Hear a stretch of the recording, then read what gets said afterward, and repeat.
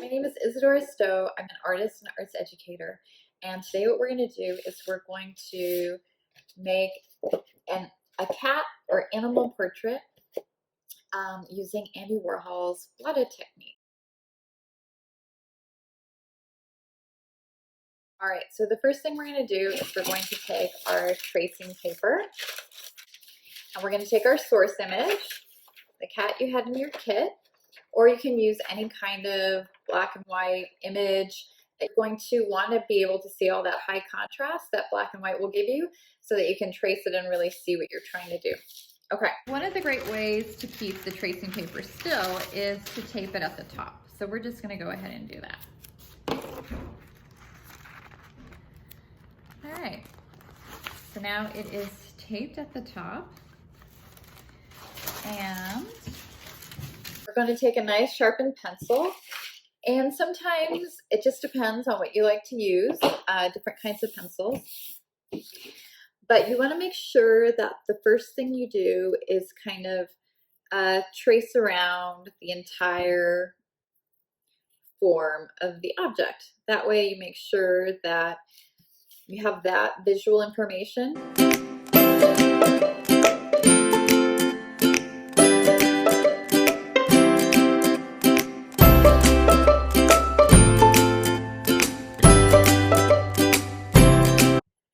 And one of the great things about tracing is you can always flip it up and see what you're tracing and kind of see how your image looks. But if it's taped, then it goes right back to where you wanted it to be.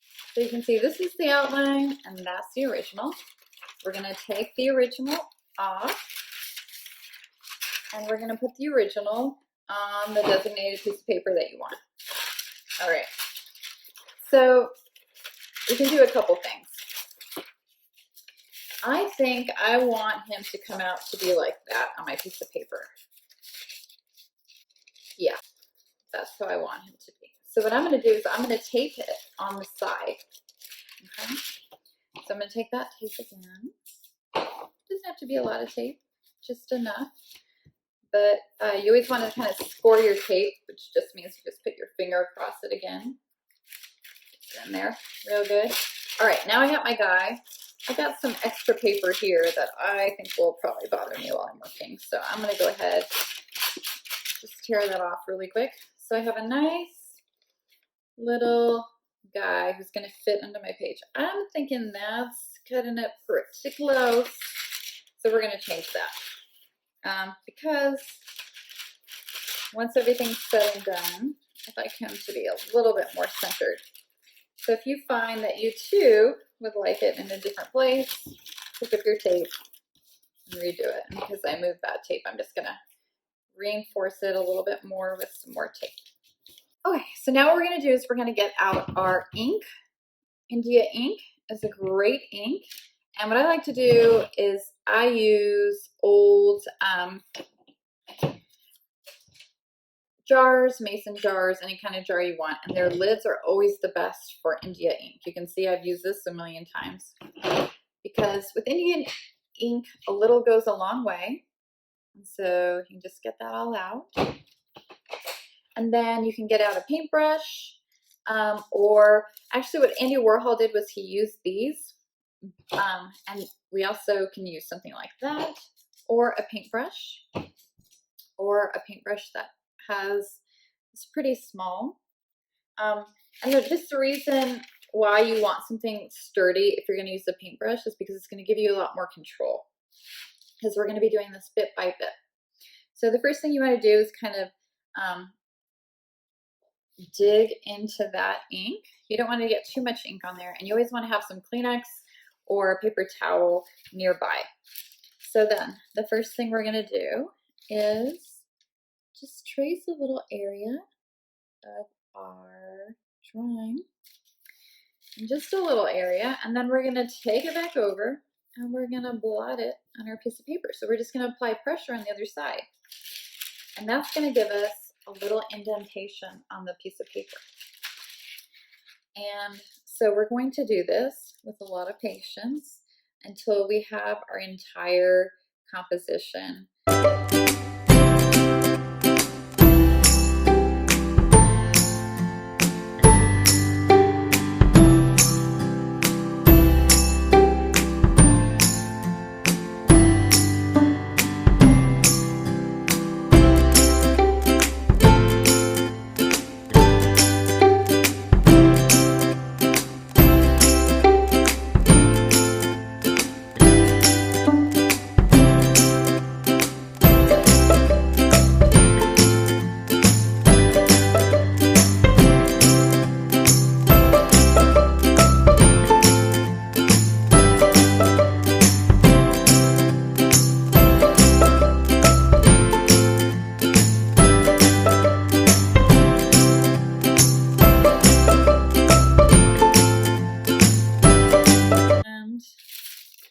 far as I've gotten. And I think I'm okay with that.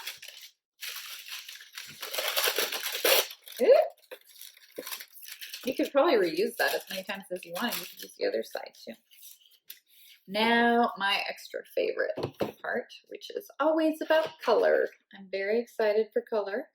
And using your watercolors, you can pick a color. And what I loved about Andy Warhol is he did not use the colors you would think he would use. So I'm going to make a green cat just because I've never seen one, and that is even more fun to be able to make one, especially when it's something you've never seen.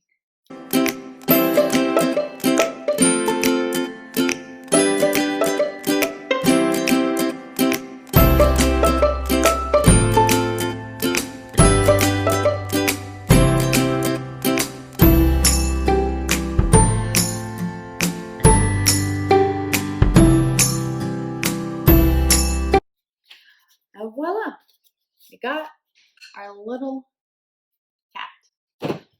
Can't wait to see what else you come up with.